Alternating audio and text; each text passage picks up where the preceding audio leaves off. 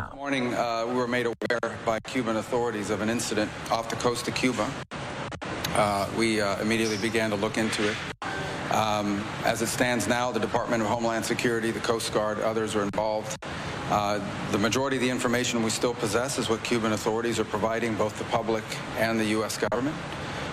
We have our embassy on the ground in Havana working this as we speak, asking for access to the people that were on those vessels, if they were American citizens or permanent residents. According to the Cuban regime, the boat was registered in Florida. We're tracking that down.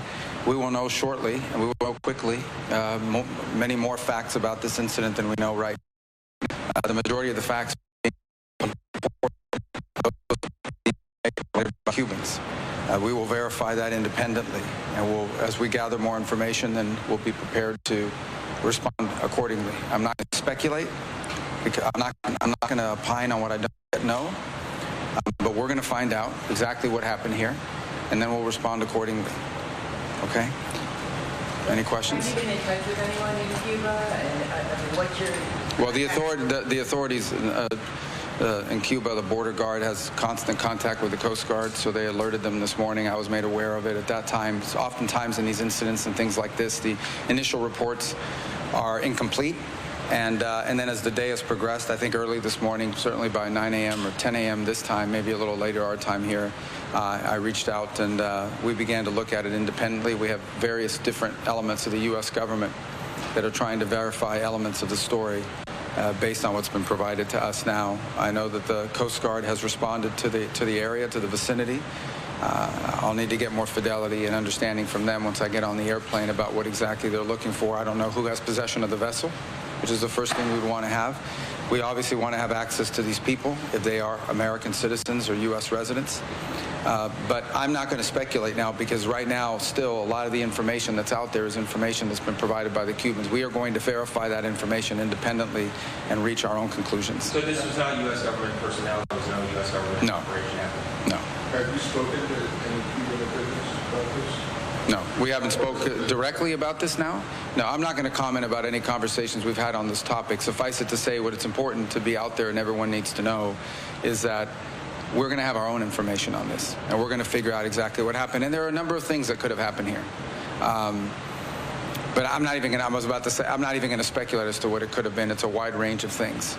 But suffice it to say, it is highly unusual to see shootouts in open sea like that. It's not something that happens every day. It's something, frankly, that hasn't happened with Cuba in a very long time. But we're going to find out. We're not going to base our conclusions on what they've told us.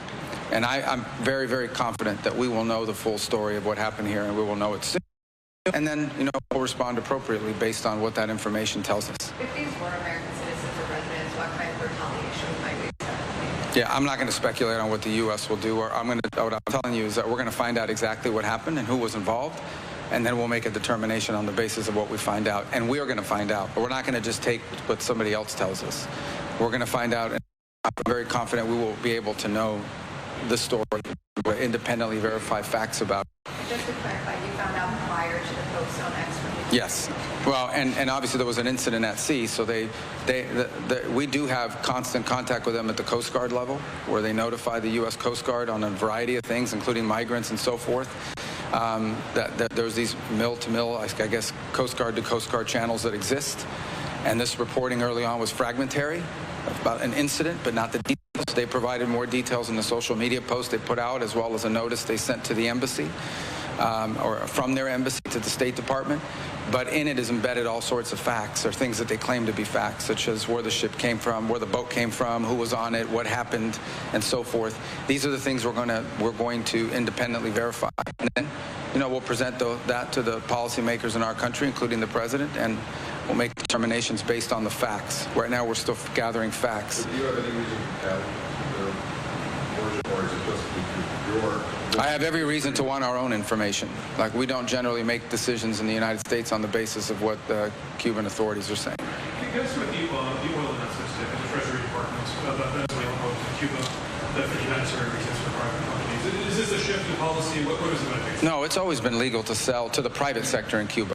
Okay, these would not be sales to the government. These would not be sales to the military-owned Gaesa, the company. These would be sales to a very small private sector that exists in Cuba. And that's always been legal. I mean, there are people that have a license to do that now. This would just expand to the numbers that could do it. Again, it would go to the private sector. The private sector in Cuba is quite small. It exists, but it's small. And it certainly, in and of itself, does not have the capacity to deal with the scale and scope of the challenges they're facing. But if the Cuban economy were a functioning economy, it would have a much larger private sector. And so what's clear is that, and I would say this, that the people of Cuba are suffering today. They've been suffering for a long time. They're suffering now, perhaps more than at any time in recent memory, perhaps in the history since 1959. This is the worst economic climate that Cuba has faced. And it is the authorities there in that government who are responsible for that. They're the ones that have made decisions that have left Cuba vulnerable to the situation they're now in. Understand that Cuba has largely survived on the basis of subsidies. The Soviet Union gave them free things. When the Soviet Union collapsed, they went into a special period, which was disastrous for them. And then along came Hugo Chavez and bailed them out for a long time. When that sort of died off a little bit, the Maduro regime was providing them fuel, or they were providing them actually crude oil. Some percentage of that was refined and used domestically, and a large percentage of that was never even made it to Cuba. It was sold in the open market for cash to fund the regime and to fund the military-owned company. So the reason why Cuba's electricity grid was already in collapse, before Maduro was captured, it was already in collapse. The reason why things are as bad as they are is because they have an economic model that does not exist, that does not work, doesn't exist anywhere in the world. It is not functional. And the only way Cuba's going to have a better future is if it has a different economic model. Now, if you go back to President Trump's 2017 or 2018 executive orders on a new policy in Cuba, that policy was entirely designed in many ways to put the private sector and individual private Cubans, not affiliated with the government, not affiliated with the military, in a privileged position. The reason why those industries have not flourished in Cuba is because the regime has not allowed them to flourish. So now that they're in a crisis, there's an opportunity for them to import fuel in small quantities, granted, through a private sector. If we catch the private sector there playing games and diverting it, or to the regime or to the military company, if we find that they're moving that stuff around in ways that violate the spirit and the scope of these permissions, those licenses will be canceled. But it's the same reason why we provided humanitarian assistance. We provided humanitarian assistance in Cuba in the aftermath of the hurricane. We provided it through the Catholic Church, not through the government. And we're prepared to do something similar when it comes to fuel through the private sector, the small private sector. But that alone will not solve Cuba's very dramatic problems that have been caused by, 60-some-odd years of mismanagement, ineptitude, and a failed economic model. There's been some reporting that this was a private boat that was trying to help some people escape Cuba. I don't know if you can comment on that, and if you can say whether you would advise people to not do that. What can you say about that? Yeah, well, first of all, I'm not going to comment about this specific boat until we have all the information. So I just want to be clear. I'm not going to speculate about whose boat it was, what they were doing, why they were there, what actually happened. I'm not going to speculate on that because it's not smart to do that until we have all the facts. Now, separate from that, yes, there have been people in the past that have run into Cuba to bring people and so on. It is illegal. It is a violation of federal law and run people back and forth. And we've caught people doing that in the past. It doesn't normally lead to shootouts, to be honest with you. But I'm not claiming that's what's happening here. I don't fair for me and unwise to sit here and speculate. It might be this and it might be that when we're going to know. We know. And when we know, then we'll tell you and we'll do what needs to be done about it, depending on what it is.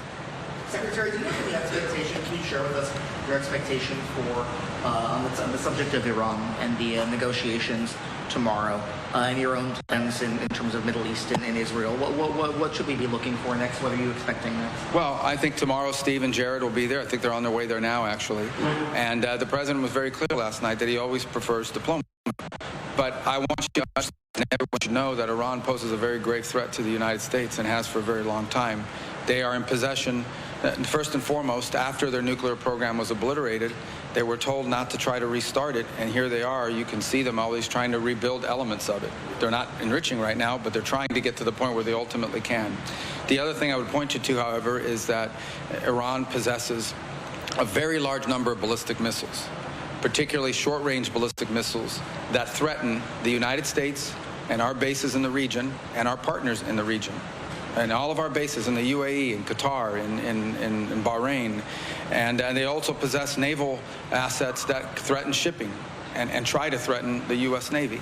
So I want everybody to understand that, and beyond just the nuclear program, they possess these conventional weapons that are solely designed to attack America and attack Americans if they so choose to do so. These things have to be addressed. The negotiations tomorrow and the talks tomorrow will be largely focused on the nuclear program, and we hope progress can be made, because that's the president's preference, to make progress on the diplomatic front. But it's also important to remember that Iran refuses to talk about the ballistic missiles, to us or to anyone, and that's a big problem. Mr. Secretary, last night the president said that Iran was working to build missiles that will soon reach the U.S. Can you clarify if the U.S. assessment is Iran is actively seeking that capability? Oh, yeah, yes. I mean, how far away are they? Well, I won't speculate as to how far away they are, but they are certainly trying to achieve, and this is not new, they're trying to achieve intercontinental ballistic missiles. For example, you've seen them try to launch satellites into space. You've seen them increasing the range of the missiles they have now. And clearly they are headed in a pathway to one day being able to develop weapons that could reach the continental U.S. They already possess weapons that could reach much of Europe, already now, as we speak. And the ranges continue to grow every single year exponentially, which is amazing to me for a country that's facing sanctions, whose economy is in tatters, whose people are suffering, and somehow they still find the money to invest in missiles of greater and greater capacity every year. This is an unsustainable threat. There was a DIA assessment that said that if they chose to pursue this, that they could be able to develop these missiles that could reach the U.S. by 2035. Is that still? Well, I won't comment on assessments or anything that the intelligence community says. Suffice it to say that it's a threat. We can see that it's possible. We saw North Korea do it. We've seen other countries do it in the past. And we would, view that as a grave threat to the United States. But already now they possess missiles that threaten American interests. As we speak, they possess thousands of short-range ballistic missiles that can reach U.S. bases located in the region, in Saudi Arabia, in Qatar, in Bahrain, in the United Arab Emirates, throughout the region. It's a threat that exists already. Is tomorrow the last chance for diplomacy, Mr. Secretary? If you don't reach a deal with Iran, this policy off the table? I don't think diplomacy is ever off the table. The president wants diplomatic solutions. He prefers them. He prefers them greatly. He wants that more than anything else. So I wouldn't characterize tomorrow as anything other than the latest in a set of conversations, and hopefully they're productive. But eventually, we'll have to have conversations about more than just the nuclear program. But if you can't even make progress on the nuclear program, it's going to be hard to make progress on the ballistic missiles as well. So I wouldn't characterize tomorrow as anything other than the next opportunity to talk. Could you just clarify the president? The president said, Iran just has to say we will never have a nuclear weapon. Is the question really them saying we will never have a weapon, or is it saying we will never enrich? They say they reserve the right to enrich uranium, but they're not going towards a weapon. So well, let me put it to you this way. If in fact what you're interested in is a peaceful nuclear program, you can do it like most of the countries in the world do it, which is they have above ground reactors and they import the fuel. We have deals now to do that with countries. If what they really wanted was energy from, they could do small modular reactors, which is something that's quite affordable and achievable for a lot of countries. But when you say we want to enrich, and we want to enrich deep underground, and you have a history in the past of enriching to 20 and even 60%, plus you're building missiles that could potentially carry warheads, that doesn't sound to me like someone who's a country that's not interested in building weapons. So it's not just the rhetorical, it's the actions that back the rhetoric, which we simply haven't seen. you're looking for a commitment to zero enrichment.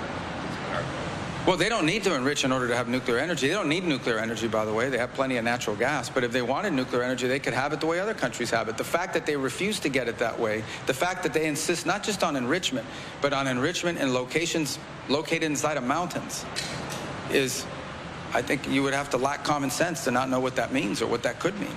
Democrats came away from the Group of 8 meeting kind of sounding alarmed by what they heard and saying that you guys need to make more of a case for why the U.S. should go to war with Iran. Well, I don't comment about Gang of 8 briefings. There were various topics that were discussed. I don't comment on them. That's why we do them in a classified setting. I don't think anyone should leave those meetings talking about anything or even characterizing them.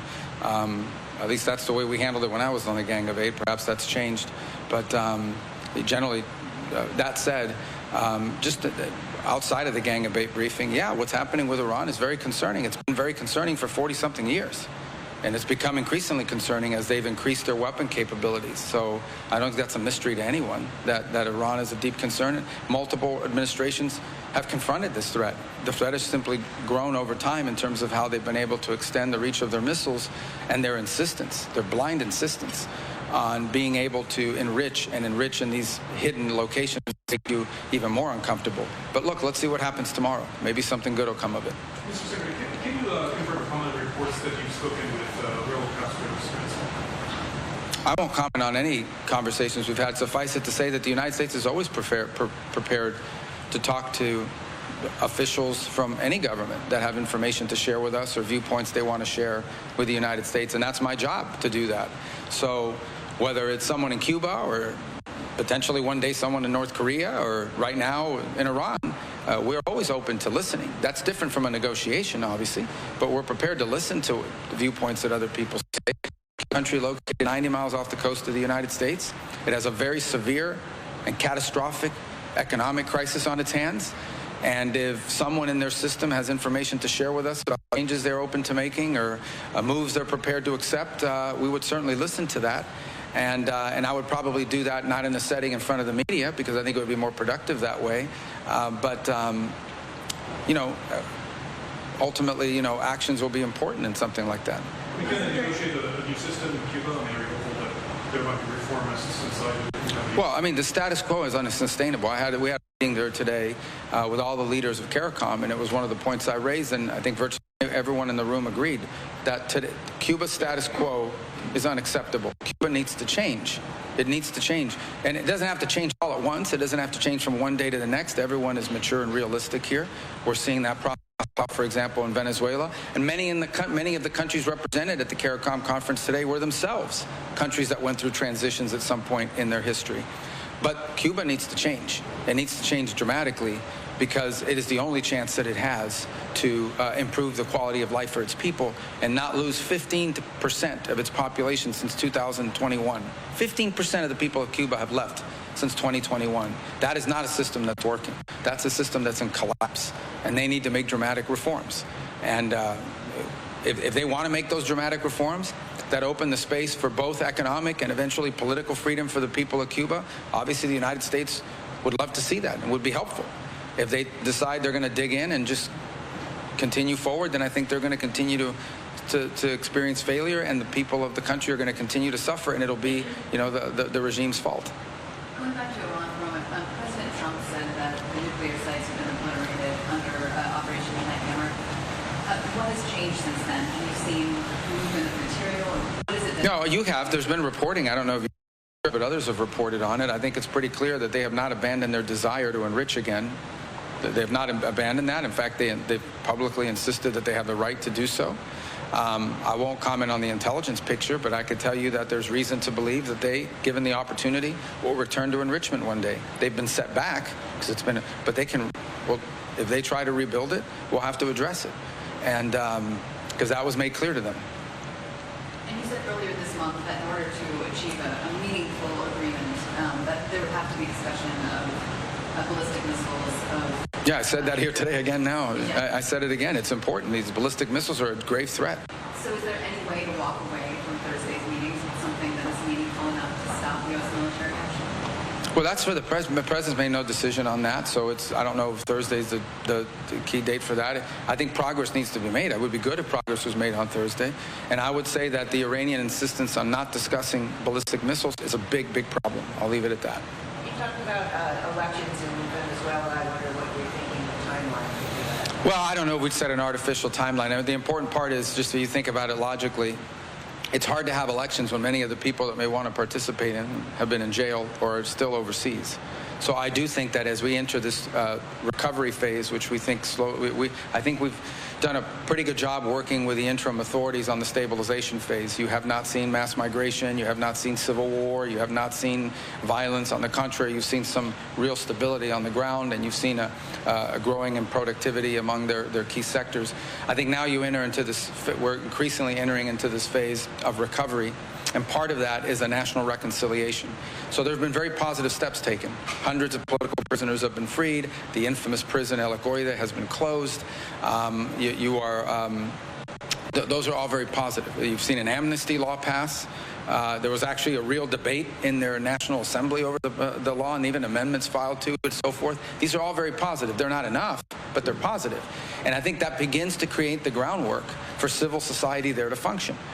To have elections, you need to have a number of factors. You need to have political parties that are formed. You need to have political movements. You need to have a media environment that allows people to campaign and get the word out. All of these things have to be in place, and you need to have candidates that can run. And so I think it begins by getting a lot of the people that were in jail because they were candidates, or because they were supporting candidates, or because they were involved in their politics. So you have to have a real civil political society in order to have elections. And that begins, in the case of Venezuela, by the amnesty law, by the freeing of political prisoners, and by the ability of Venezuelans abroad who want to participate in the country's political life to return. There are other factors that people need to consider. As an example, in order to have a real election, you will need to account for how Venezuelans living abroad vote. Are there consulates set up where they can come in and vote? Because those were big polling places in the past. And in fact, Chavez prohibited consular voting at one point, and so did Maduro, because they were losing those votes big time, as you can imagine. So there's a pathway here. We're not even 9 weeks since Maduro was captured. I think life in Venezuela today is not good enough, but it is substantially better than it was 9 weeks ago, where this could have gone in a very different direction. And frankly, a lot of the so-called experts on many of your outlets were predicting this is going to be catastrophic and the whole thing's going to fall apart and this is going to descend into chaos. And that has not happened. But we got to keep on top of it. It has to keep moving in this direction. The trend line is good, but it needs to be sustained. This is still a process of recovery. And then you can move into that period of transition into something.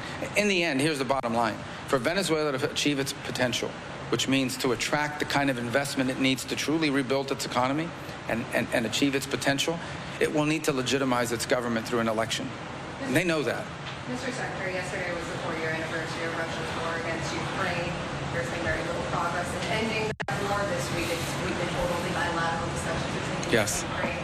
Is there a point in which the administration will change tax and increase pressure on Moscow, as has been called by Cuban and others? Well, the administration has continued to increase pressure on Moscow. As an example, the president levied additional sanctions late last year on their oil company, on Rosneft. The administration continues to sell weaponry to Ukraine. We don't sell weapons to Russia, and we don't sanction Ukraine. The president values the fact that he is the only global leader that has any chance in the world of bringing these two sides together to a negotiating table. We're the only country or only entity on the planet that's been able to achieve having Russian negotiators and Ukrainian negotiators sit at a table and talk to one another. And for a war as horrible as this is a very important position for us to be in that we don't want to forfeit. Because if we walk away, or if we foreclose that, then who's going to do it? The United Nations isn't going to do it. France isn't going to do it. The EU isn't going to do it. The Russians won't even speak to them. So we don't want to walk away from the... We know that at the end, the war in Ukraine does not have a military solution. That war will be settled through a negotiation. And right now, we are the only country in the world that can be a catalyst for negotiation. If we forfeit that role, no one else can do it. That said, do I believe the president's patience is infinite? I do not. But I'm not going to forecast for you when that runs out or at what point he decides not to do it any longer. I can tell you, and I think you've heard him express, a deep frustration that this has not come to an end because he sees it as a completely stupid and senseless war in which every single week 8,000 soldiers are being killed on the battlefield. Numbers that would be staggering in the context of any other conflict in the world. And that's what's happening, and it's doing tremendous damage to Russia. But it's also doing generational damage in Ukraine. Or every day that goes by, more and more destruction, and it could take a generation for that country to rebuild. Not to mention the suffering of its people that they've gone through this winter has been horrific. But why is that frustration equally levied at both Zelensky and Cuban when it is Moscow that is continuing to strike civilian infrastructure? Well, I go back to the point I made to you, and that is that the reason why Ukraine's been able to sustain this war is because the United States has provided and sold weapons to Ukraine and has also provided them with intelligence assistance and the like. And also, we've imposed sanctions on Russia. We've not imposed sanctions on Ukraine. So in that sense, the U.S. has not, been stagnant here with regards to it. I think the president's frustration is generalized, and you've seen that expressed from time to time. He just doesn't understand how two countries in such a vicious, horrific, and bloody war cannot reach an understanding on how to end it. He wants to see it ended, and he's done a lot. He's invested a lot of political capital in this. I mean, the easiest thing to have done is to just continue with the previous policies that was just ending into a protracted conflict. The president's invested a tremendous amount of political capital. Steve has traveled, I don't know how many times on his own dime, all over the world to try to bring this to a conclusion. So we have a lot of people that have invested a lot of energy into this. And I think we've made progress in narrowing the issues, but I think some issues still remain that are very, very difficult, unfortunately. Secretary, the president has a trip to China scheduled the end of... March something to early April, yeah. Yes. And last night, the State of the Union was the first time in 2 decades that China wasn't expressly mentioned in the speech. What's your view on the competition for the U.S. with China and China's access to things like cutting-edge NVIDIA chips or other AI chips and things? Yeah, so I think we've reached a point, at least, of sort of strategic stability in the relationship. I think both countries concluded that having an all-out global trade war between the United States and China would be deeply damaging to both sides and to the world. There remain issues of disagreement. There remain issues that we know in the long term are going to have to be confronted and could be irritants in our relationship. We've not been bashful in saying that we don't think we don't think it's sustainable to live in a world where we depend on some country for 90% of anything, whether it's supply chains or critical minerals or the like, pharmaceuticals and the like. And we have every intention of doing everything we can to ensure that our critical supply chains are diversified. And that will continue to be a point of contention, I imagine. But that's something that's critical to our national security and that we've been working on and will continue to work on. I also think that from a responsibility standpoint, the 2 largest economies in the world who both possess nuclear arsenals have to be able to talk, have to be able to communicate, and have to be able to interact. It would be reckless and irresponsible for the United States and China not to have meetings, not to have conversations, and not to have opportunities for our leaders to interact with one another.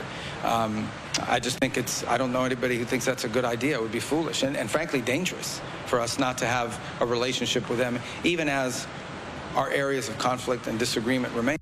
Are you worried, though, about technology theft or that they're getting access to chips, that export control should be preventing them from getting access to Blackwells and other things? Yeah, like and that? every agreement the president's made has all gone through a full national security review to minimize and mitigate against that.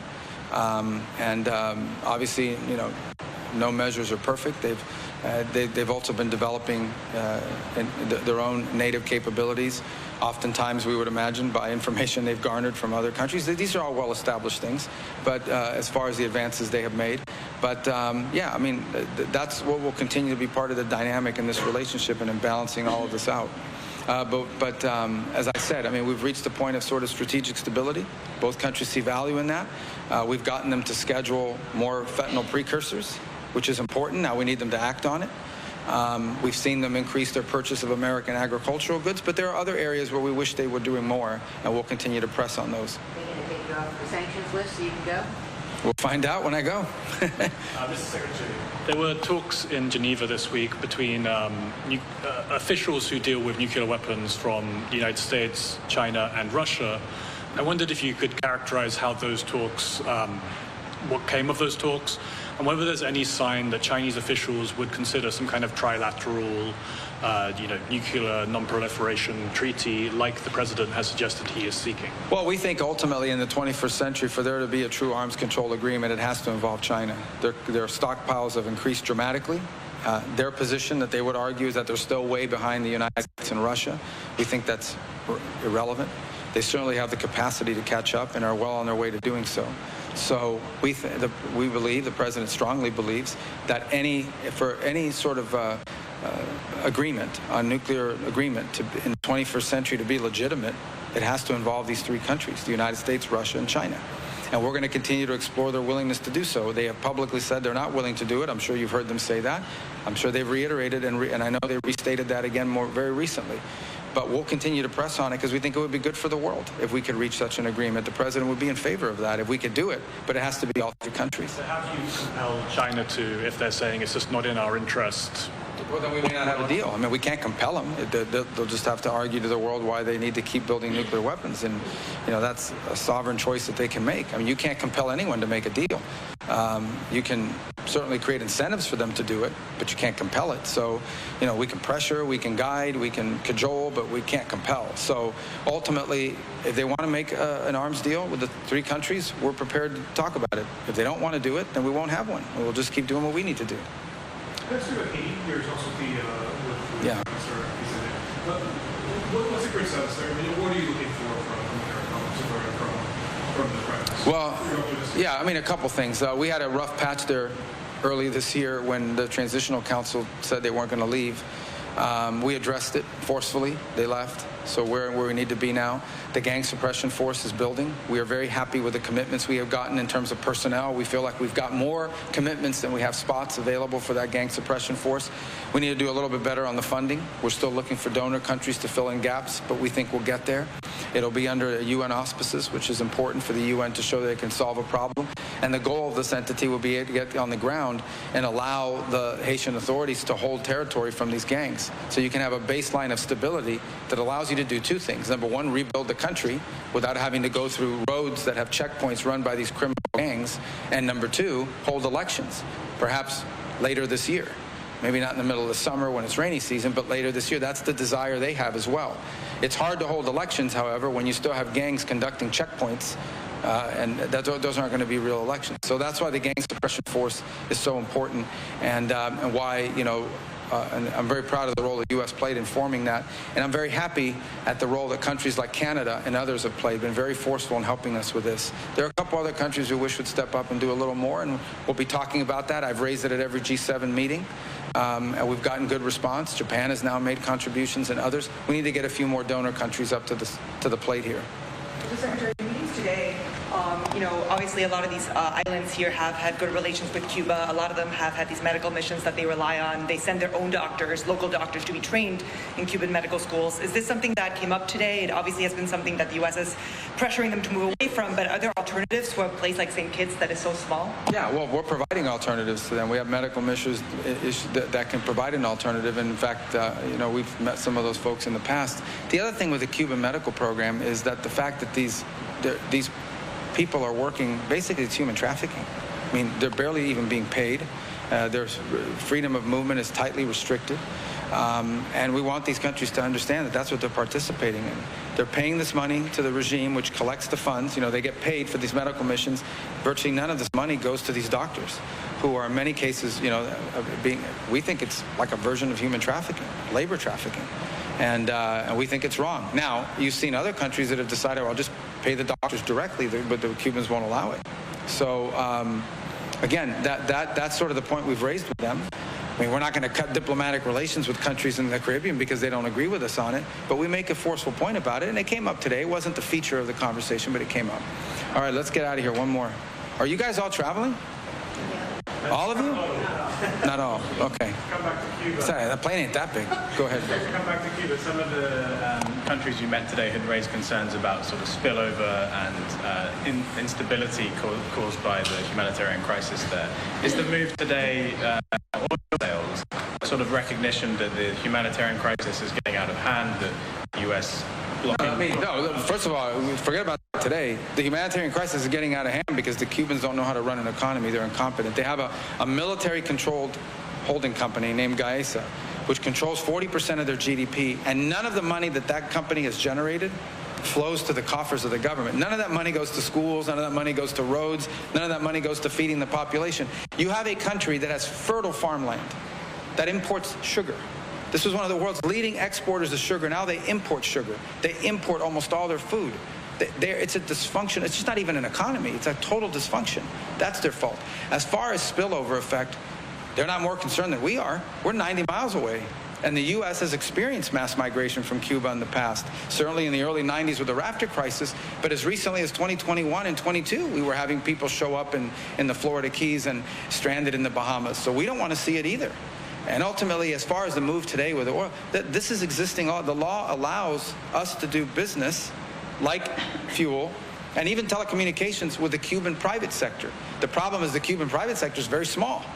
If they want to open the gates and allow the Cuban private sector, independent of the military, independent of the government, to grow, That solution is there. What the Cuban people should know is this, that if they are hungry and they are suffering, it's not because we're not prepared to help them. We are. It's that the people standing in the way of us helping them is their Communist Party. That's who's standing in the way. If they move out of the way, we're more than happy to work with individual Cubans so they can have an opportunity to feed their families and build their economy. But we are not the impediment. They are. All right? Let's go home. All right, just listening in.